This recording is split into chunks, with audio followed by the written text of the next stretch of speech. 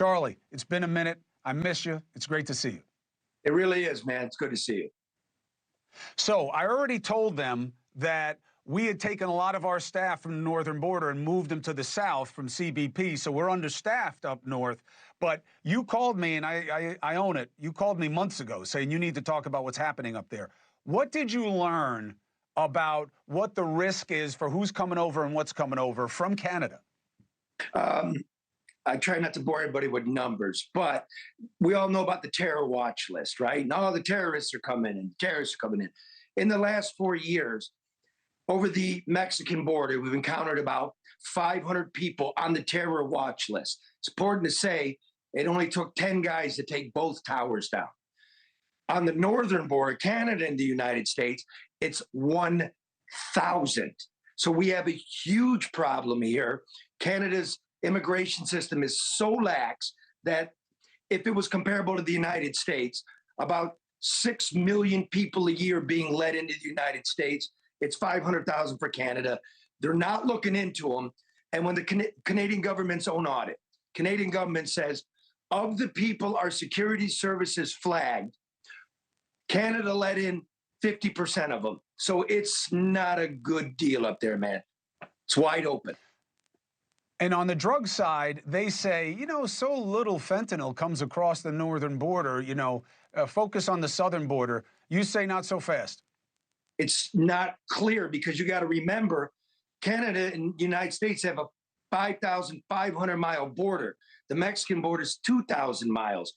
In Mexico, on that border, 10 times the Border Patrol agents. So the number is, the northern border is 25% more porous. You can drive through the woods. You can drive through North Dakota. Who's there to see you? A lot of it comes through in the mail. We all know that the Canada's postal service is insolvent. And because it's so hot on the southern border, a lot of the precursors are being shipped into Canada. It's being cooked up there, spread into Canada, being brought into here. And it's also a place where the money is laundered through their online casinos, et cetera. So as you saw today, Trudeau bent. When you're throwing $1.5 billion for a fentanyl czar, you know something's up. Right. I mean, look, you know, you got to give credit where credit is due.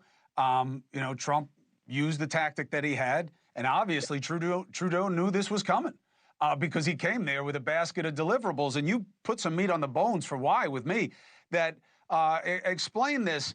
That Canadian officials say that there are 100 organized crime groups in Canada now involved in fentanyl production, that there's a 4-fold increase. What does that mean about what's going on up there? In the last 3 years, fent has become a huge deal. Brother, you and I hate this and everything connected to it. One of the reasons is when Trudeau came in, he suspended visas for Mexicans. You can come in without a visa to Canada. You can't come into the United States without a visa from Mexico. So what did the cartels do? They flew in, they set up shop. Hey, it's much easier here, right? And the border's wide open. Now we got a big problem. Trudeau just last year, about almost a year ago, suspended that. Mexicans now need a visa because they're all coming claiming asylum. You got the cartels. Good luck getting them out. We actually had 250,000 people, migrants, coming in from Canada, the United States, which was a 700% increase over the last couple of years. So he screwed the pooch, and we got to deal with it. And I'll make one last point, Chris. Don't think for a minute, though, this is just fentanyl. This is a club. He bent the knee, and it is going to be about defense. It is going to be about trade. It's just the opening salvo. Oh, yeah, look, I mean, this is a 30-day window. We'll see what else they come up with. Yeah. And look, I think it's a good start. And what we should do is let's give it a couple of months. And if you're still getting the same reports about what's happening, let's go. Let's get the band back together and go up to the northern border and let's watch what's happening so we can show the audience that we got to pay attention there, too. Charlie LeDuff, thank you for bringing this to my attention. Thank you for helping the audience understand it. Appreciate you. Yeah, good show tonight, man. Thanks. Hey, thanks for watching. Go to joinnn.com to find NewsNation on your screen. And don't forget, Click the red subscribe button below to get more of NewsNation's fact-driven, unbiased coverage.